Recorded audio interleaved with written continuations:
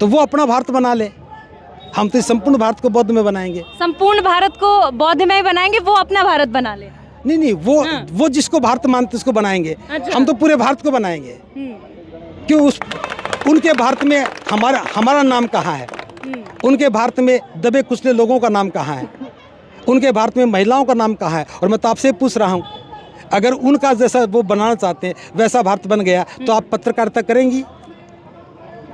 आप बताइए, आप क्या करेंगे? नहीं, ये सवालों का जवाब तो आपको देना है बनते जी। मैं दे रहा हूँ। अगर उनकी बात पूरी हुई तो आप पत्रकार नहीं बनेंगी। आप घर में झाड़ू पोछा करेंगी, खाना बनाएंगी, अपनी बात नहीं कह पाएंगी, पढ़ नहीं पाएंगी। जब ये बात महिलाओं को पता लगेगी तो वो हमारे समर्थन में खड़े होंगे, उनके समर्थन में खड़े होंगे। बड़ी बात कह रहे हैं आप। बड़ी बात नहीं, मैं बहुत बड़ी बात कह रहा हूँ। सच बात कह रहा हूँ। महिलाओं को कौन बना सकता है? बाबा साहब ने महिलाओं को इंसान बना दिया, और इंसान बनने के बाद वो दोबारा से पशु बनने के तैयार होंगी।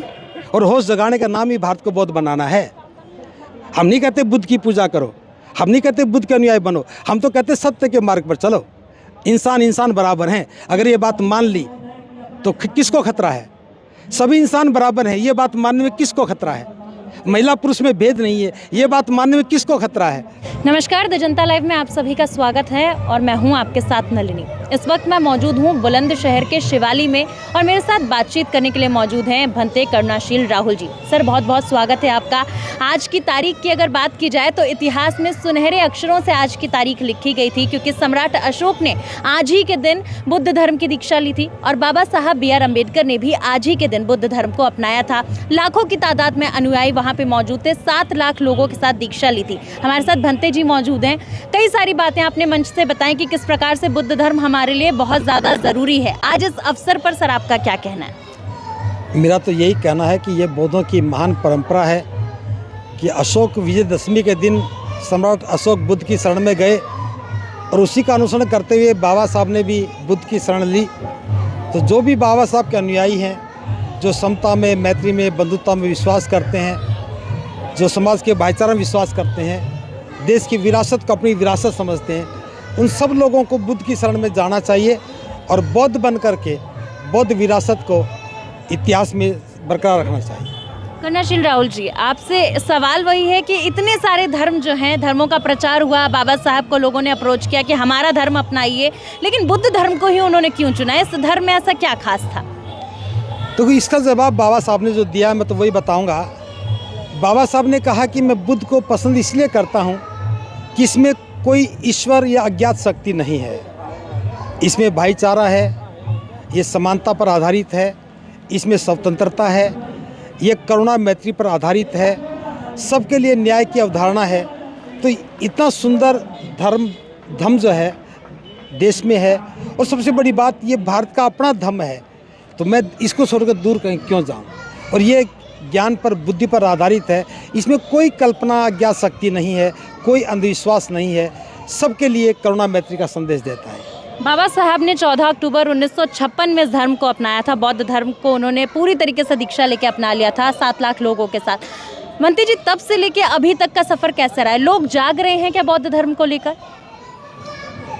ये तो पूछने की बात भी नहीं थी। आज हम खड़े हैं तो धर्म तो जिंदा है, और ये बाबा साहब की प्रेरणा है, बाबा साहब का प्रयास है कि आज हम भिक्षु के रूप में खड़े हैं और आज आप बौद्धों के कार्यक्रम में आए हैं।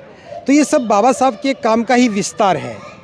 हम तो कह सकते हैं, हम भले ही दूसरी या तीसरी पीढ़ी में आते हैं तो भी ये बाबा साहब की विरासत है, बाबा साहब का काम है, उसका विस्तार है कि आज हम भिक्षु बन सके और हम लोगों को बौद्ध धर्म के बारे में बता पाए।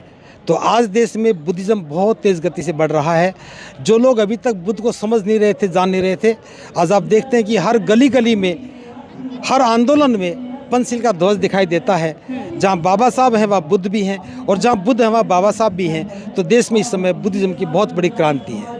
एक वक्त था जब बुद्धिज्म धीरे धीरे करके देश में जो है नीचे स्तर पर जा रहा था, लेकिन वापस से अब सूर्य की तरह उजागर हो रहा है। बाबा साहब भी कहते हैं और तथागत गौतम बुद्ध भी कहते थे कि सत्य को छुपाया नहीं जा सकता। क्या लगता है वो जो बौद्ध विरासत का सत्य था वो उजागर हो रहा है अब वापस से?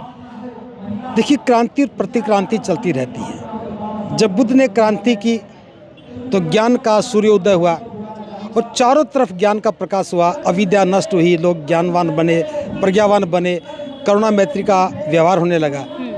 लेकिन जब क्रांति के बाद प्रतिक्रांति हुई तो सबसे पहला प्रहार ज्ञान पर किया गया।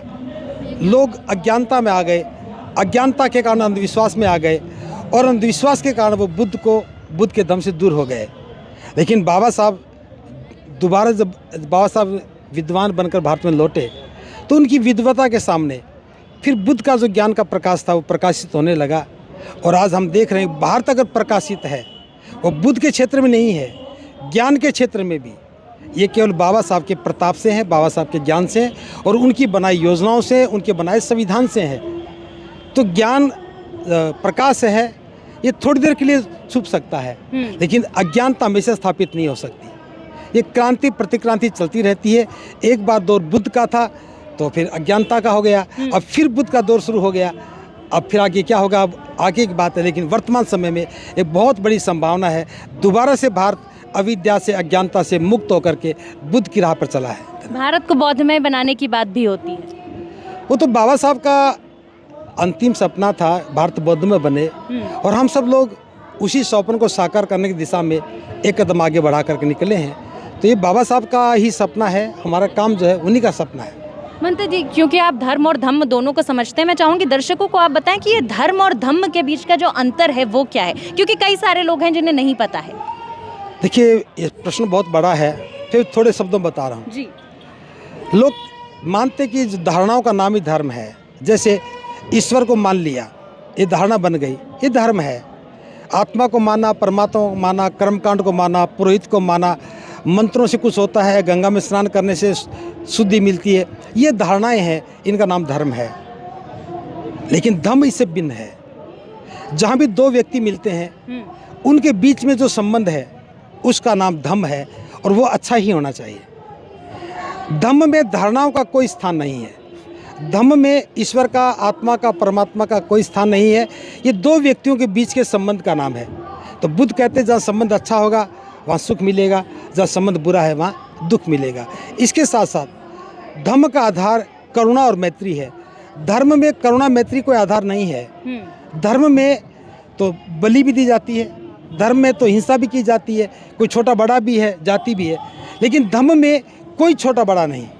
यहाँ तक कि मनुष्य नहीं, पशु और मनुष्य में भी लोग हिंसा नहीं करते, सबके साथ मैत्री का व्यवहार करते हैं। तो धम्म नितांत अलग है। धम्म एक सामाजिक वस्तु है, इससे जीवन का निर्माण होता है, इससे जीवन की सुरक्षा मिलती है और ये सामूहिक है। धर्म व्यक्तिगत होता है, जैसे मैं सोमवार को ये करता हूँ, ये व्यक्तिगत है, मैं उसे मानता हूँ, ये व्यक्तिगत है। लेकिन धम्म व्यक्तिगत नहीं है। जहाँ भी समाज है, समाज को क्या चाहिए? सुरक्षा चाहिए, सम्मान चाहिए, बराबरी चाहिए, स्नेह चाहिए, ये सब धम्म है। तो धम्म और धर्म में यही अंतर है। तो धम्मचक्र परिवर्तन दिवस के अवसर पर भंते कर्णाशील राहुल जी युवाओं को क्या संदेश देना चाहेंगे? मैं तो युवाओं को ये कहना चाहूँगा, पैदा होना, खाना, बड़े हो जाना, शादी करना, बच्चे पैदा करना, बूढ़ा होकर मर जाना, ये तो सभी लोग करते हैं। हाँ। इसमें कहीं ब्रेक लगना चाहिए। पैदा होना, मरना तो प्रकृति का एक नियम है, लेकिन जीवन कैसे जिया जाए ये हमारा निर्णय होना चाहिए। और हमें बहुत सारे काम छोड़ करके भिक्षु बन करके, विशेष तौर से, या प्रचारक बन करके धम्म की स्थापना में काम करना चाहिए। जब हम अपना जीवन श्रेष्ठ बना करके लोगों को श्रेष्ठ जीवन के मार्ग पर चलने की प्रेरणा देते हैं, उससे बड़ा कोई काम नहीं हो सकता। हम लोगों को एक अच्छा मार्ग प्रशस्त करें, बुद्ध का मार्ग बताएं, ये काम करेंगे तो मानवता की सबसे बड़ी सेवा होगी। बाकी अपनी सेवा, माता पिता की सेवा, परिवार की सेवा सभी लोग करते हैं, ये सबका दायित्व है। लेकिन समाज की सेवा करना, जनता की सेवा करना, देश की सेवा करना सबसे बड़ा काम है और वो काम घर त्याग करके ही हो सकता है। मंत्री जी, अभी हम आपका भाषण सुन रहे थे, आप कह रहे थे कि कई सारे लोग हैं जो धम्म को अपना चुके हैं, बुद्ध धर्म तो अपना लिया है, मगर वो जो कुरीतियां हैं अभी उसे छोड़ नहीं पाए हैं पूरी तरीके से। क्या लोग समझ नहीं पा रहे हैं कि बुद्ध धर्म क्या है, या अभी भी कोई एक लाइन है जो उन्हें गिराने की जरूरत है? आपने पर्दे को लेकर एक बात कही, घूंघट को लेकर एक बात कही, मैं चाहूँगी दर्शकों को भी बताएं। देखिए, जो मैंने कहा वो सबको पता है, सब जानते हैं, बस इतना कि मैंने दृढ़ता से कहा। हाँ। और लोग कहना थोड़ा मुश्किल समझते हैं, क्योंकि पर्दा हटाने में कोई ताकत नहीं चाहिए, एक घूंघट हटाने में ताकत नहीं चाहिए, लेकिन हटाने में बहुत ज़्यादा मनोबल चाहिए। कोई भी घूंघट का समर्थन नहीं करता। एक भी ससुर ऐसा नहीं होगा जो अपनी पुत्र वधू का मुंह ना देखना चाहे, लेकिन तो हम समाज के लोग हैं जो उसको देखने देते ही नहीं। ये डर है। और डर की वजह से कोई कहता नहीं है। और मैं कह रहा हूँ वो इसलिए कह रहा हूँ कि मैं डरता नहीं हूँ। इसलिए जो नहीं डरेगा वो समाज को ललकारेगा, जो नहीं डरेगा वो कुरीतियाँ तोड़ेगा, जो नहीं डरेगा वो समाज की दिशा बदलेगा, और जो डरेगा वो आराम से समाज का एक सभ्य नागरिक बनकर जी सकेगा। बस। मतलब बुद्ध धर्म की एक ही पहचान, मानव मानव के एक समान, चाहे वो महिला हो चाहे वो पुरुष हो। मानव एक समान तो है, वो निर्भय भी होना चाहिए। डरपोक कभी भी बौद्ध नहीं बन सकता। अच्छा। अभी जो बौद्ध बने दीक्षा लेने के बाद डर गए, घूंघट हटाएंगे तो लोग क्या कहेंगे, जाति तोड़ेंगे तो लोग क्या कहेंगे, बारात नहीं ले जाएंगे तो लोग क्या कहेंगे, खाना नहीं खाएंगे लोग क्या कहेंगे। और हम कहते लोगों को काम कहना ही कहना है, कहते रहो। हम कोई बुरा काम करें तब लोग कहें तो डरना चाहिए, अच्छा काम करते हैं डरने की कोई आवश्यकता नहीं है। जाति तोड़ना अच्छा काम है, घूंघट हटाना अच्छा काम है, दहेज ना लेना अच्छा काम है, बारात में नहीं जाना अच्छा काम है, रात को शादी नहीं करना अच्छा काम है, सारे अच्छे काम हैं। बस समाज में इकट्ठा है आदमी तो डरता है। जब समाज से जो उसमें समझ आ जाती है तो वो निर्भय हो जाता है। बौद्ध बनने का मतलब है निर्भय हो जाना। मंत्री जी, एक और सवाल आपसे पूछना चाहूँगी। आपने कहा बौद्ध बनने का जो अर्थ है वो है निर्भय होना। आपने ये भी कहा कि हमारे देश में अब बौद्ध धर्म जो है उसका प्रचार प्रसार तेज़ी से हो रहा है, विदेशों में भी प्रचार प्रसार तेज़ी से होता है, लेकिन आज भी विदेशों के मुकाबले हमारे देश में बौद्ध धर्म को लेकर जो जागरूकता है वो कहीं ना कहीं कम दिखाई देती है। बनते जी, बस मास्टर कम होंगे तो बच्चे कैसे पढ़ जाएंगे। अब भिक्षु इतने हैं ही नहीं, बहुत कम भिक्षु हैं, जनता बहुत ज़्यादा है, सही संदेश लोगों तक जा नहीं पा रहा, इंस्टीट्यूशन है नहीं, प्रकाशन ढंग के हैं नहीं, लेखक है नहीं, इसलिए थोड़ा स्पीड थोड़ी सी कम है, लेकिन संभावना प्रबल है। अब युवा भिक्षु बनने लगे हैं, युवा भिक्षु बनेंगे तो युवा प्रेरित होंगे, तो ये दौर अब बदल गया है। अब समझने का दौर नया शुरू हो चुका है। आज आप जैसे सोशल मीडिया भी काम कर रहा है। अब जो आप मुझसे पूछ रहे हैं, आप एक व्यक्ति के रूप में पूछ रहे हैं, लेकिन लाखों लोग देखेंगे, लाखों लोग देखें, दूर तक बात जाएगी। तो आज माध्यम बदल गया है, प्रचार प्रसार के तरीके बदल गए हैं, इसलिए दम तेज़ गति से निश्चित रूप से बढ़ेगा। आप कह रहे हैं दम तेज़ गति से निश्चित रूप से बढ़ेगा। दूसरी तरफ देखा जाता है अंधविश्वास बहुत है, और बार बार हमारे देश में जो है हिंदू राष्ट्र बनाने की मांग बहुत तेज़ी से उठती है कि भारत को हिंदू राष्ट्र बनाया जाएगा। राष्ट्र का नाम बदलने से हिंदू राष्ट्र बन जाता है? बदल जाएगा। लोगों के बदलने से बनेगा। ये तो प्रतिक्रांति क्रांति चलती रहती है। जो बनाना चाहते हो पहले खुद तो बन जाएं। जब वो ही नहीं बन रहे हैं तो देश कैसे बन जाएगा। दूसरी बात, जो बोल रहे हैं उनकी बात को दिखाने वाले लोग ज़्यादा हैं, और जो नहीं बनना चाहते उनकी बात को करने वाला ही नहीं है। ये हमसे किसी ने पूछा है कि भारत को क्या बनना चाहिए? अच्छा, मुझसे पूछो क्या बनना चाहिए। पूछो आप क्या बनना चाहिए? भारत को बौद्ध में बनना चाहिए, और हम भारत को बौद्ध में बनाएंगे। अब मेरी बात सुनेंगे लाखों लोग सुनेंगे, आप जैसे 100-200 पत्रकार और होते हैं, उनकी बात सुनते हैं, लोग क्या कहते हैं, जी भारत को बौद्ध में बनाया जा रहा है। वो तो जो बोलता है उसकी बात सुनते हैं, उनके पास मीडिया है, तंत्र है, वो बोलते उनकी बात सुनते हैं। आज आप हमारे से पूछ रहे हैं तो हमारी बात लोग सुनेंगे, तो वो अपना भारत बना ले। हम तो संपूर्ण भारत को बौद्ध में बनाएंगे। संपूर्ण भारत को बौद्ध में बनाएंगे, वो अपना भारत बना ले। नहीं, वो जिसको भारत मानते उसको बनाएंगे। अच्छा। हम तो पूरे भारत को बनाएंगे। क्यों? उनके भारत में हमारा नाम कहाँ है?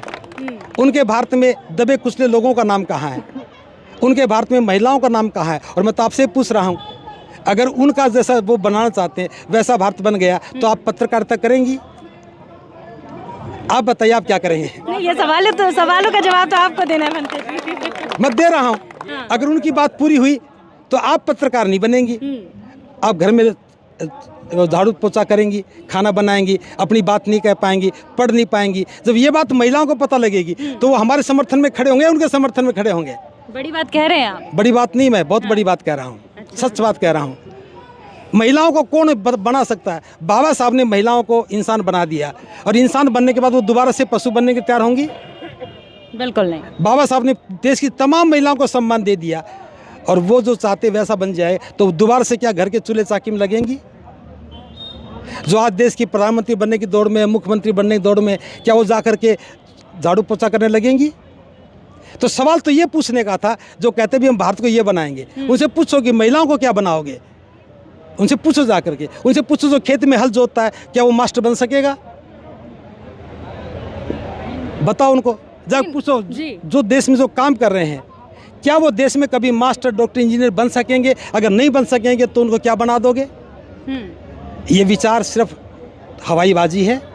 गांव में आकर कहो भाई जमींदार का बेटा तो खेत में ही रहेगा, पढ़ने नहीं जाएगा, फिर बना के देखो ना ये बात क्या करके पूछो। भाई जमींदार का बेटा पढ़ेगा नहीं, खेत ही जोतेगा। जब तक बात शूद्रों की होती है कुछ भी कहा जा सकता है, लेकिन जब संपन्न लोगों की बात होगी तब पूछ कर देखो ना कि भारत को क्या बनना चाहिए। जी भंते जी, अंधविश्वास को लेकर मैं चाहूंगी कि आप लोगों को बताएं। हम तो विश्वास की बात करते हैं। हाँ। जिनमें विश्वास नहीं वो अंधविश्वासी हैं। हम तो विश्वास जगा रहे हैं। जागो, विश्वास करो, सच पर विश्वास करो, झूठ पर क्यों करना। झूठ पर विश्वास अंधविश्वास है। तो बुद्ध का तो सीधा मार्ग है, कोई कल्पना नहीं है, हमारी किसी से लड़ाई नहीं है। हम तो विवेक जगाने का काम कर रहे हैं, होश जगाने का काम कर रहे हैं, और होश जगाने का नाम ही भारत को बौद्ध बनाना है। हम नहीं कहते बुद्ध की पूजा करो, हम नहीं कहते बुद्ध के अनुयायी बनो, हम तो कहते सत्य के मार्ग पर चलो। इंसान इंसान बराबर हैं। अगर ये बात मान ली तो किसको खतरा है। सभी इंसान बराबर हैं, ये बात मानने में किसको खतरा है। महिला पुरुष में भेद नहीं है, ये बात मानने में किसको खतरा है। बौद्धों को कोई खतरा नहीं है, जिनको खतरा है वही लोग तो चिल्लाते हैं। इसलिए बुद्ध का धम्म तो सबके कल्याण का धम्म है। बल्कि जो ये कहते हैं कि हम भारत को ऐसा बनाएंगे, उनके भी कल्याण का धम्म है। वो अपनी पुत्र वधू से, अपनी बेटी से पूछ कर देखे कि हम क्या बनाना चाहते हैं, तब घोषणा करें। और ये सवाल आप उनसे ही पूछ कर देखना कि जब आप भारत को ऐसा बनाओगे तो आपकी बेटी का स्थान क्या होगा, आपकी पत्नी का स्थान क्या होगा, आपकी बहन का स्थान क्या होगा, तो फिर बताना कि वो क्या बना रहे हैं। चलिए, बहुत बहुत शुक्रिया भंते जी आपका हमारे साथ बातचीत करने के लिए। तो अभी आपने भंते कर्णाशील राहुल जी को सुना। साफ तौर पर उन्होंने कह दिया कि देखिए, बुद्ध धर्म की सिर्फ एक ही पहचान है और वो है मानवता, मानवता एक समान। हम भी इस प्रकार से सत्यता को आपके सामने उजागर करते रहते हैं। हम अपने चैनल के माध्यम से हमेशा आपको बुद्ध इतिहास से रूबरू कराते रहते हैं, आगे भी रूबरू करवाते रहेंगे। बने रहिए द जनता लाइव के साथ।